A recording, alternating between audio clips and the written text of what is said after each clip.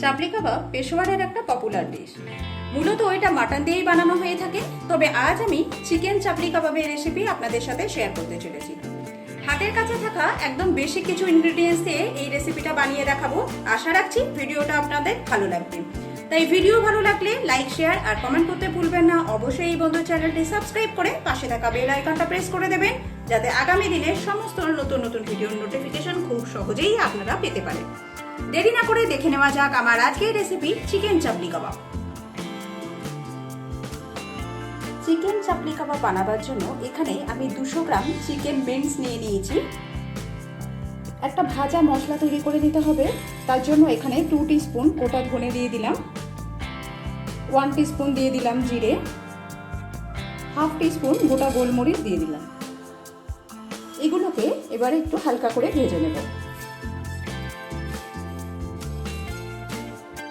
Dry roast করা জিরে, ধনে আর গোটা গোলমরিচটাকে ঠান্ডা করে একটা মিক্সিং জারের মধ্যে দিয়ে দিলাম।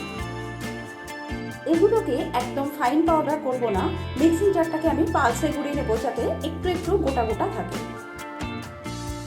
ঠিক এইভাবে মশলাটাকে আমাদের রেডি করে নিতে হবে। দুটো মিডিয়াম সাইজের পেঁয়াজকে আমি ফাইন চপ করে কেটে নিয়েছি। এবার এই পেঁয়াজটাকে হাতের সাহায্যে এরকম প্রেস করে পেঁয়াজের যে এক্সট্রা জলটা রয়েছে সেটাকে বার করে আমি এই চিকেনের মধ্যে দিয়ে দেব।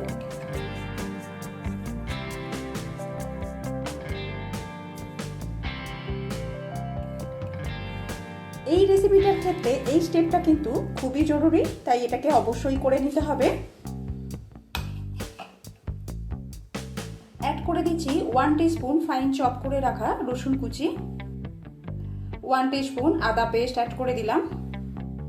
এবার অ্যাড করে দিচ্ছি ফাইন চপ করে কেটে রাখা কাঁচা লঙ্কা, এটা আপনারা আপনাদের স্বাদ অনুযায়ী দেবেন।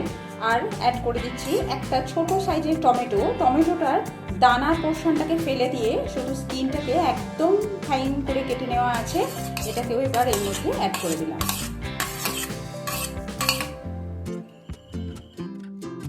অ্যাড করে দিচ্ছি হাফ টিস্পুন চিলি ফ্লেক্স, পরিমাণ মতো নুন। এবার ভেজে রাখা মশলাটাকে অ্যাড করে দিলাম। হাফ টিস্পুন গরম মশলা অ্যাড করে দিলাম।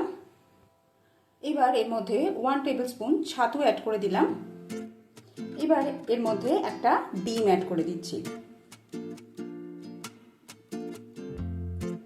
সমস্ত কিছু ভালোভাবে এবার মাখিয়ে নিতে হবে।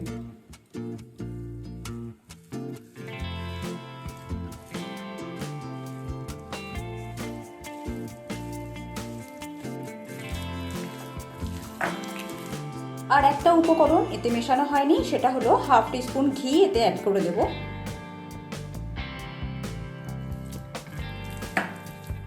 মাখিয়ে নেব সমস্ত কিছু।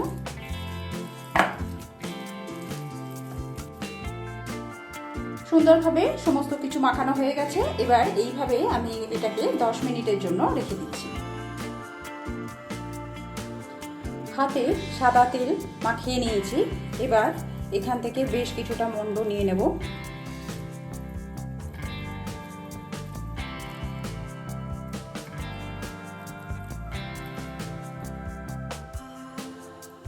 এখানে একটা বাটার পেপার নিয়ে নিয়েছি, এর উপরে এই মন্ডটাকে রেখে হাতের সাহায্যে প্রেস করে করে একটু পাতলা করে নেব।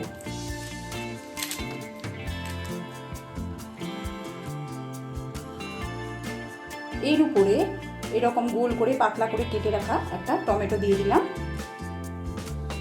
এখানে একটা তাওয়াতে কিছুটা পরিমাণ সাদা তেল নিয়ে নিয়েছি। এবার এটাকে খুব সাবধানে আমি তুলে এই তেলের মধ্যে ছেড়ে দেব।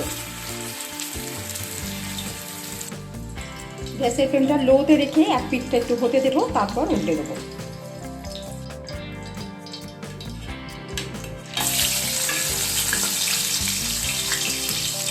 এইভাবে 2 পিঠটাকে ভেজে নিতে হবে। কাবাব ভেজে নেওয়া হয়ে গেছে। এইভাবে তেলটাকে একটু সাইড করে বার করে দেবো এক্সট্রা তেলটাকে। এবার আমি তুলে নিচ্ছি।